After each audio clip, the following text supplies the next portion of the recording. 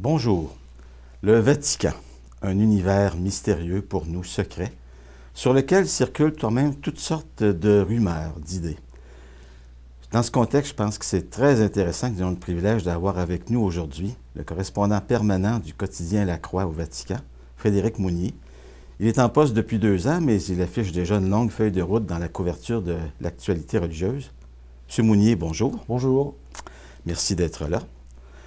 Monsieur Mounier, si on commençait par le premier mythe que vous avez annoncé et même bien exposé lors de votre conférence au Montmartre hier soir, à savoir qu'on aurait tort de s'imaginer un peu trop vite, ce serait une idée reçue qu'en somme que le Vatican serait un État riche et puissant. Voilà, c'est l'impression qu'on a vue de l'extérieur, puisque les services du Vatican sont logés dans des palais qui sont absolument magnifiques, qui datent de la Renaissance, qui sont splendides, et que les liturgies du Vatican, les liturgies pontificales, les événements qui se passent dans la place Saint-Pierre, dans la basilique Saint-Pierre, semblent absolument magnifiques et que derrière... Bon.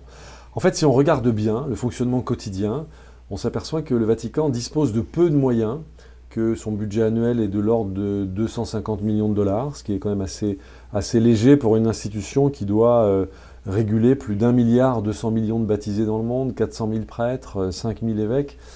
Il y a peu de moyens et il y a peu d'hommes aussi. Il y a peu d'hommes. Un ministère du pape compte en moyenne 15 à 20 personnes.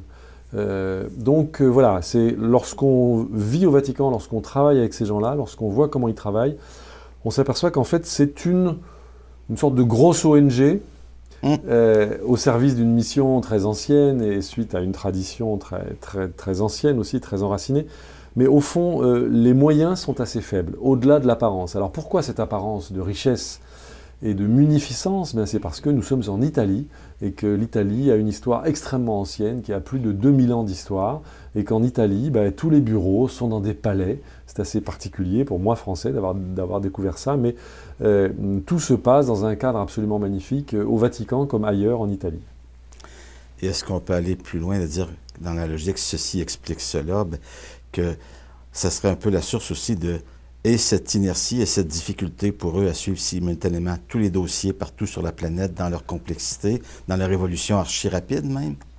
Voilà, alors là, vous posez une question qui est tout à fait juste, c'est-à-dire que le Vatican dispose de peu de moyens pour une tâche immense, et que donc ceci nous permet aussi de désamorcer un autre mythe, qui est le mythe du Vatican puissant, voire tyrannique, voire des évêques qui auraient peur du Vatican, le Vatican qui imposerait des décisions. C'est très rarement le cas, simplement parce que je pense que le Vatican n'a ni la volonté ni les moyens d'imposer quoi que ce soit à l'ensemble d'un système qui est vaste, qui est très très large, qui est très divers. Aujourd'hui, qui sont les catholiques dans le monde? Ils sont nigérians, ils sont indiens, ils sont brésiliens, ils sont mexicains, ils sont coréens, beaucoup plus qu'ils ne sont aujourd'hui européens ou nord-américains. Donc voilà, le Vatican est confronté à cette diversité-là, il a peu de moyens pour la gérer, et globalement il fait ce qu'il peut. Puis là, vous vous amenez en même temps sur un autre terrain qui est celui en fait du déséquilibre nord-sud, à savoir que la majorité des catholiques de la planète sont maintenant dans les pays qu'on appelle plus ou moins émergents, en voie de développement au sud. Absolument. Et l'administration vaticane est essentiellement occidentale, pour ne pas dire même très majoritairement européenne. Et pour ne pas dire même très majoritairement italienne.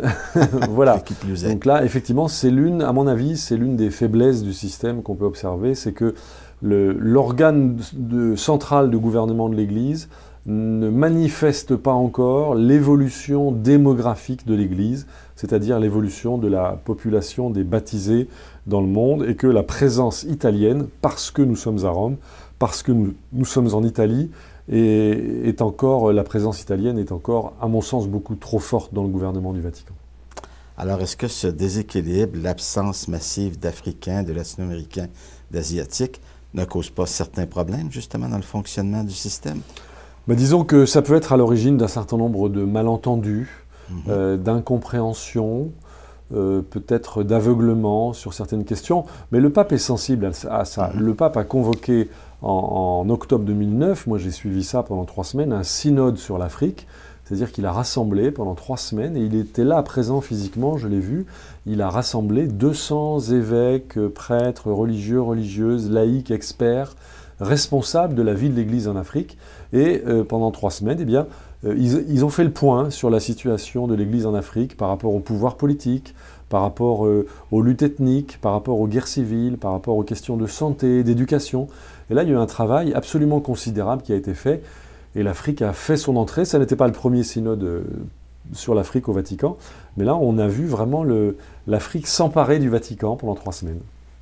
Ça a dû être une expérience assez exceptionnelle pour vous de participer de suivre plutôt ce synode. Alors, c'est une expérience toujours très très intéressante parce qu'il y a peu d'institutions au monde qui sont capables de rassembler pendant une durée aussi spacieuse autant de personnes en responsabilité dans un continent comme l'Afrique. Donc ça a été une véritable assemblée générale continentale de l'Église catholique en Afrique. Ça a été tout à fait passionnant. Alors ensuite, on retombe sur les difficultés de fonctionnement, les difficultés d'opération du Vatican, puisque je vais accompagner prochainement le pape au Bénin du 18 au 21 novembre, où là, il va promulguer l'exhortation apostolique post-synodale, c'est-à-dire le pape va donner les conclusions de ce synode 2 ans après sa tenue. 2 ans après. 2 ans après, ce qui, dans le fonctionnement de notre monde, équivaut à un siècle.